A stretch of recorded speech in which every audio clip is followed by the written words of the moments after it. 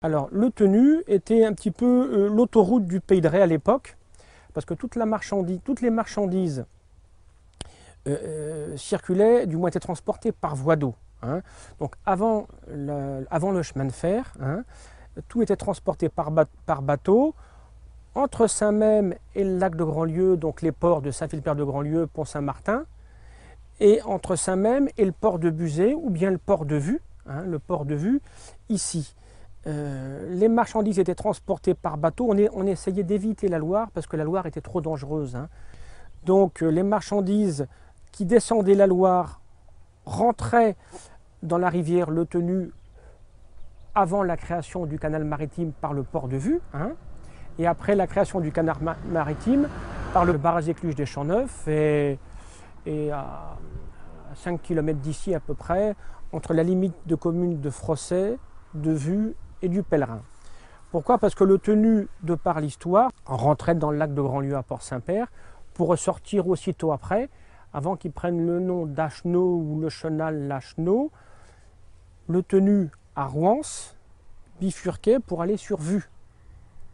Et de Vue, il se dirigeait à travers le Marais, mais en ayant certains méandres au gré des années et des crues qui pouvaient bouger, sortait dans le secteur des Champs-Neufs, au niveau de la Loire.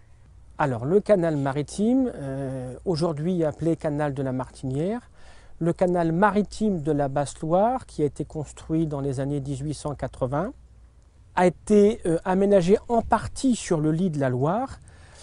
Pourquoi? Parce que les bateaux de commerce qui remontaient le fleuve pour aller décharger leurs marchandises à Nantes ne pouvaient plus aller à Nantes en raison de l'ensablement du lit de la Loire et de la dangerosité du fleuve par l'innombrable quantité d'îles qu'il y avait entre l'estuaire et la Loire.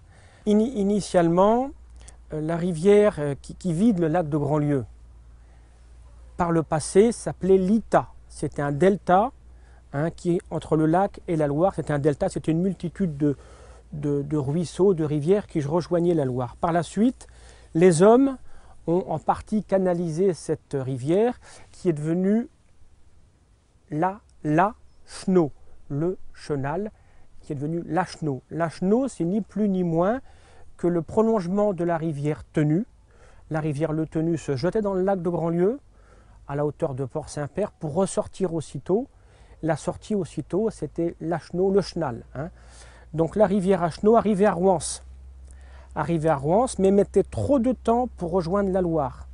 Et les hommes, avec les moines de l'abbaye de Buzet, qui avaient pris la direction d'un syndicat de marais, la Société du canal de Buzet, les hommes ont créé un canal pour rejoindre directement la Loire. C'est le canal de Buzet. Le canal de Buzet part de Rouens pour arriver au lieu dit Buzet, aujourd'hui près du canal maritime.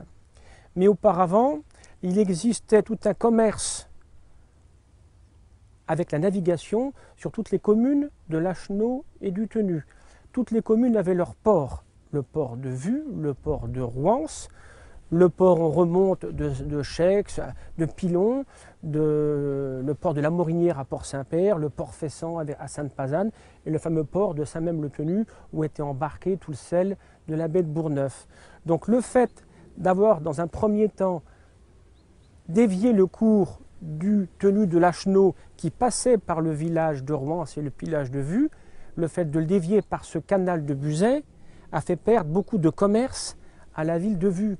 Et en plus, le fait d'avoir créé le canal maritime, là on a carrément isolé la commune de Vue, le port de Vue du commerce qui passait à ce moment-là par le port de Buzet directement pour remonter à Rouens.